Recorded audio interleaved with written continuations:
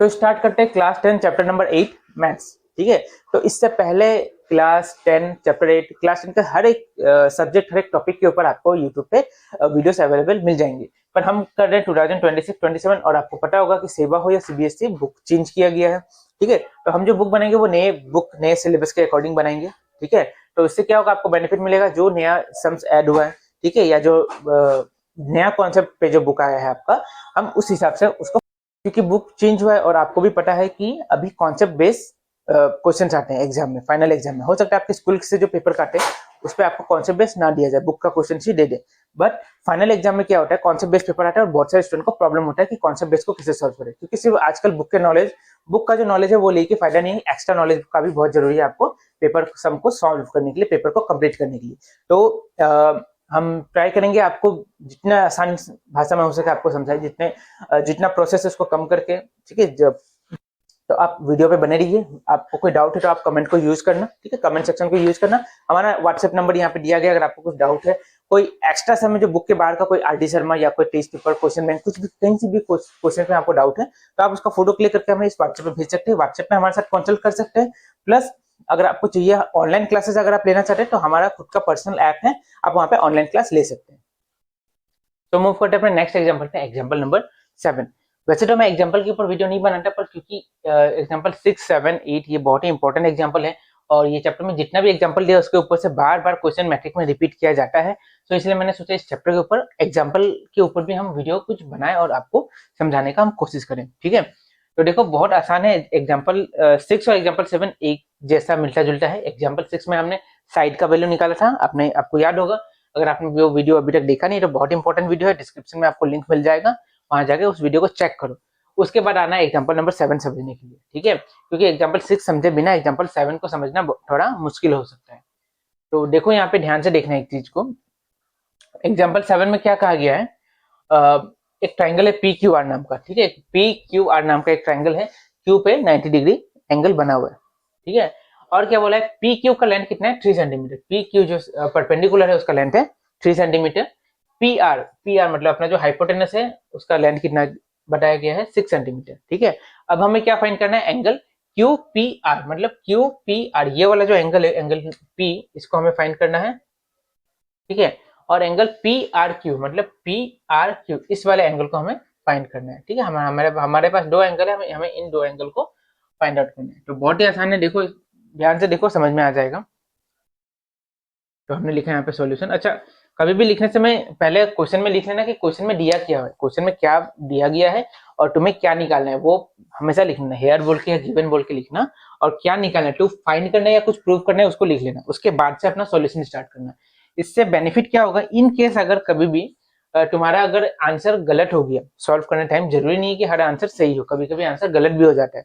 Plus minus का sign बिठाने में गलत हो गया, कुछ मल्टीप्लाई डिवाइड कुछ भी करने में अगर गलती हो गया तुमसे, तो अगर आंसर गलत भी निकला तो एग्जामिनर देखता है कि नहीं, इसको कम से कम ये तो पता है कि क्वेश्चन में क्या दिया है और उसे निकालना क्या है। हो सकता है बीच में कुछ कैलकुलेशन में भूल हो गया तो स्टेप मार्क्स इसमें मिलता है अच्छे से। तो ये चीज हमेशा ध्यान रखना, इस चीज का भूल मत करना। तो देखो यहाँ पे दिया है, हम क्वेश्चन में आ जाते हैं। परपेंडिकुलर और हाइपोटेनस का वैल्यू दिया है और ये दो साइड का वैल्यू निकालना है। ठीक है, तो बताओ ऐसा कौन सा ट्रिग्नोमेट्रिक रेशियो है जिसमें परपेंडिकुलर और हाइपोटेनस हमें मिलता है। तो हमें मिलता है साइन में, वी नो लिखने का जरूरत नहीं है, डायरेक्ट कैसे लिखना, sine theta equal to perpendicular by hypotenuse. ठीक है, तो साइन थीटा का वैल्यू कितना होता है, साइन थीटा का, अच्छा साइन थीटा का वैल्यू अभी हम निकाल नहीं सकते क्योंकि थीटा जो है, हमें थीटा का वैल्यू को ही तो फाइंड करना है, मतलब वो एंगल फाइंड करना है कि जो आर का वैल्यू हो, वो एंगल फाइंड करते तो हम लिख नहीं सकते। परपेंडिकुलर का जगह परपेंडिकुलर का वैल्यू कितना है 3, और हाइपोटेनस का वैल्यू कितना है h, हाइपोटेनस का वैल्यू है 6, तो हमने क्या लिख दिया 3/6। ठीक है, तो क्या मिल जाएगा हमें, साइन थीटा इक्वल टू 3/6, काटाकुटी होगा, 3 1 3, 3 2 6, मतलब क्या मिला आंसर, हाफ। अब sine theta equal to half, अब बताओ साइन का ऐसा कौन सा वैल्यू होता है जो हाफ होता है, तो साइन 30 हाफ होता है। तो साइन थीटा हाफ का जगह हम क्या लिख सकते हैं, साइन 30 लिख सकते हैं, क्योंकि साइन 30 का वैल्यू हाफ होता है। अगर ये हाफ साइन 30 कैसे हुआ समझ में नहीं आ रहा, तो इस एग्जाम्पल से पहले एक चार्ट बनाया हुआ है बुक में, उसको देखो समझ में आ जाएगा। नहीं तो मेरा एक वीडियो है, डिस्क्रिप्शन में चेक करो, आपको मिल जाएगा वो वीडियो, पहले उसको देखो उसके बाद ये समझ में आएगा अच्छे से। ठीक है, तो यहाँ पे देखो, यहाँ भी साइन है, यहाँ भी साइन है, साइन और साइन कट गया तो थीटा का वैल्यू कितना मिल गया, 30। कौन सा थीटा का? अच्छा एक काम करना है, यहाँ पे थीटा मत लिखना, आर लिखना, क्योंकि हम एंगल आर पे निकाले ना, साइन आर, यहाँ पे आर लिखना। साइन थीटा यहाँ पे लिख सकते हो, पर साइन आर बोल के लिखना, क्योंकि यहाँ से हम ट्राइंगल का वैल्यू डाल रहे, थीटा की जगह क्या लिख देना तुम लोग, आर लिखना। हर जहां जहां पे थीटा लिखा है वहां पे आर लिखना। तो आर इक्वल टू आर, मतलब ये वाला एंगल का बात किया जा रहा है, ये वाला एंगल है 30 डिग्री का। ठीक है, बहुत आसानी से निकल गई 30 डिग्री, ये होगा 90 डिग्री का। तो हमें आर का वैल्यू कितना मिला, 30 डिग्री। अब हमें आर का वैल्यू मिल गया 30 डिग्री, ठीक है। एंगल क्यू का वैल्यू है 90 डिग्री, तो हम आसानी से एंगल पी का वैल्यू निकाल सकते हैं। देयरफॉर वी नो, हमें पता है क्या, हमें पता है angle P plus angle Q plus angle R equal to कितना होता है, टी। एक ट्राइंगल का तीनों एंगल को मिला के कितना होता है, 180 डिग्री होता है। तो तीनों एंगल का सम कितना, एंगल पी का जगह क्या आएगा, एंगल पी का वैल्यू तो पता ही नहीं है, जो हमें निकालना है एंगल पी का जगह रहेगा एंगल पी। एंगल क्यू का जगह क्या आएगा, एंगल क्यू का वैल्यू कितना है 90 डिग्री, तो क्यू का जगह क्या आ गया 90 डिग्री।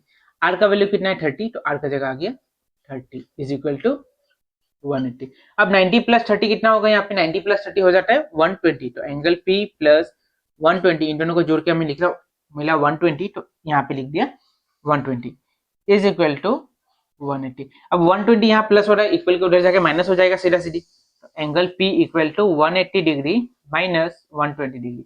अब 180 डिग्री माइनस 120 डिग्री कितना होता है, angle P equal to 80 minus 20 कितना हुआ, सिंपल 60।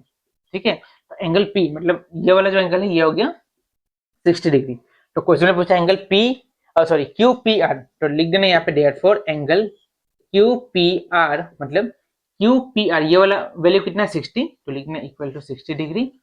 एंड सेकेंड वाला क्या निकालना है, पी आर क्यू, तो angle P R Q is equal to P R Q, मतलब ये वाला एंगल कितना है 30 डिग्री, तो यहाँ पे लिखना 30 डिग्री। तो मेरे हिसाब से आपको ये एग्जांपल नंबर 7 समझ आया होगा। अगर कुछ भी डाउट है तो कमेंट सेक्शन का यूज करो, वहां पे अपना व्हाट्सएप नंबर को ड्रॉप करना, अगर कुछ डाउट है तो हम डिटेल में और वीडियो बना के आपको व्हाट्सएप में शेयर कर देंगे।